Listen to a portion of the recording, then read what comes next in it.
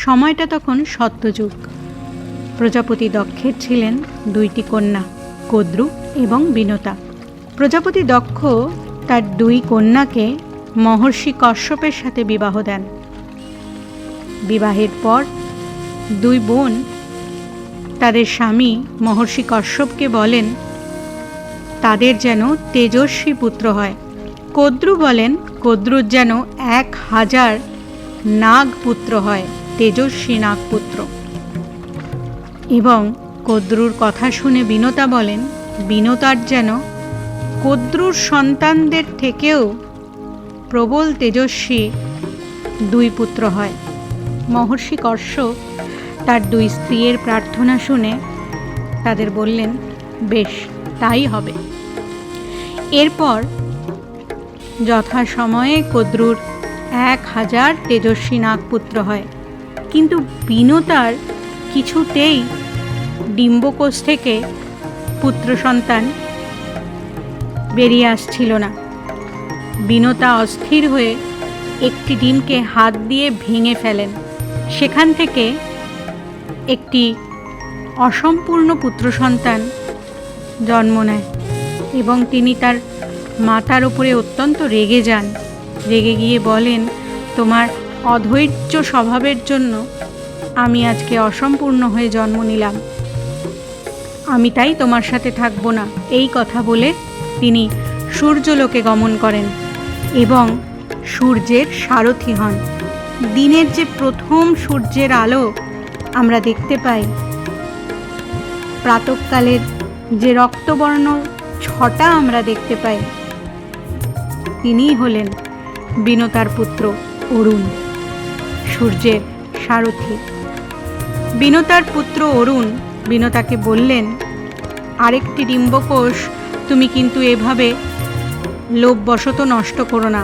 তোমার লোভের জন্য আমি অপুষ্টিতে জন্ম নিয়েছি, আমি বিকলাঙ্গ হয়েছি। অন্য ডিম্বকোষটির সাথে তুমি এই কাজ করো না।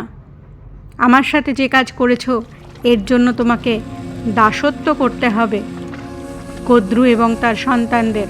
তুমি যদি সেই দাসত্ব থেকে মুক্ত হতে চাও তাহলে আরেকটি ডিম্বকোষকে তুমি এভাবে নষ্ট করো না, সেই তোমাকে, তোমার সেই পুত্রই তোমাকে দাসত্ব থেকে মুক্ত করবে। এরপর যথাসময়ে গরুরের জন্ম হয়, পক্ষীরাজ গরুর। তিনি জন্মকালীনই প্রবল তেজস্বী হয়ে জন্মগ্রহণ করেন এবং তার জন্মের পর তার তেজ দেখে সকল দেবলোক তার উপর পুষ্পবৃষ্টি করে। জন্ম থেকেই গরুর দেখছে তাকে আর তার মাকে কদ্রু এবং তার সন্তান সাপেদের দাসত্ব করতে হয়। একদিন গরুর তার মাতা বিনতাকে জিজ্ঞাসা করে, মা, আমি এদের সব কথা মানব কেন? কেন এদের সব কথা আমায় শুনতে হবে? বিনতা তখন বলেন, এরা ছল করে আমাকে দাসী বানিয়ে রেখেছে এদের, তাই এদের সব কথা আমায় শুনতে হবে। এই কথা শুনে গরুর সাপেদের জিজ্ঞাসা করেন, কি করলে, তাদের জন্য কি কাজ করলে তারা তাকে ও তার মাকে দাসত্ব থেকে মুক্ত করে দেবে? সাপেরা তখন লোভবশত গরুরকে বলেন, গরুর যদি দেবলোক থেকে তাদের জন্য অমৃত এনে দিতে পারে তাহলে তারা তাকে এবং তার মাকে দাসত্ব থেকে মুক্ত করে দেবে। তাদের কথা শুনে গরুর দেবলোকে অমৃত আনতে যায়। এই অমৃত আনতে গিয়ে তিনি দেবলোকে মহা পরাক্রম দেখিয়ে আসেন। তার পরাক্রমে সমগ্র দেবলোক অবাক হয়ে যায়। কেউ তাকে অমৃত নেওয়া থেকে আটকাতে পারেনি। অমৃত নিয়ে গরুর যখন আবার সর্পদের কাছে ফিরে আসতে চান, সেই সময় রাস্তায় তার সাথে ভগবান নারায়ণের দেখা হয়।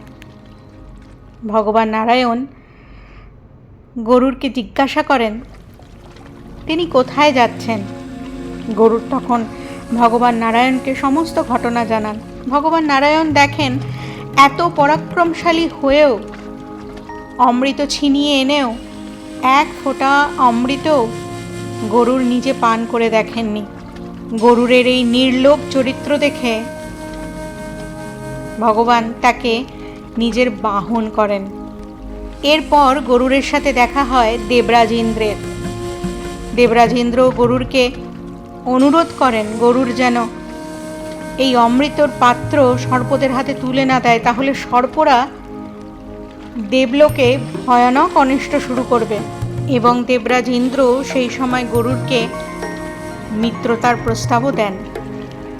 গরুর দেবরাজ ইন্দ্রের মিত্রতা গ্রহণ করেন এবং দেবরাজ ইন্দ্রকে তিনি বলেন, আমি যেখানে এই অমৃতের পাত্র রেখে আসব সেখান থেকে আপনি এই পাত্রটি তুলে নিয়ে চলে আসবেন।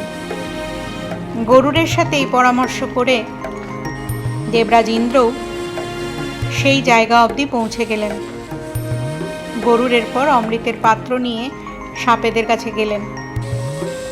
সাপেদের তিনি বললেন যে তোমরা স্নান করে এসে এই পবিত্র অমৃত তোমরা পান করো।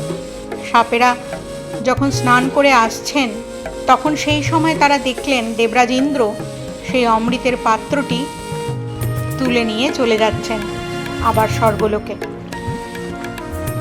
এই দেখে তারা মনে করলেন যে জায়গায় অমৃত পাত্রটি রাখা হয়েছিল সেই জায়গায় নিশ্চয়ই কিছু অমৃত পড়ে থাকবে। গরুর অমৃতের পাত্রটি একটি কুশের আসনের ওপর রেখেছিলেন এবং সেখানে কিছু অমৃত পড়ে আছে ভেবে সাপেরা সেই আসনটিকে চাটতে শুরু করেন এবং চাটতে চাটতে তাদের জীব দুই ভাগ হয়ে যায়। কেমন লাগলো আপনাদের এই ভিডিও কমেন্ট করে জানাবেন। কমেন্ট সেকশন খোলা রয়েছে আপনাদের জন্য। আর এরকম আরও ভিডিও পেতে সাবস্ক্রাইব করবেন আমাদের চ্যানেলটিকে।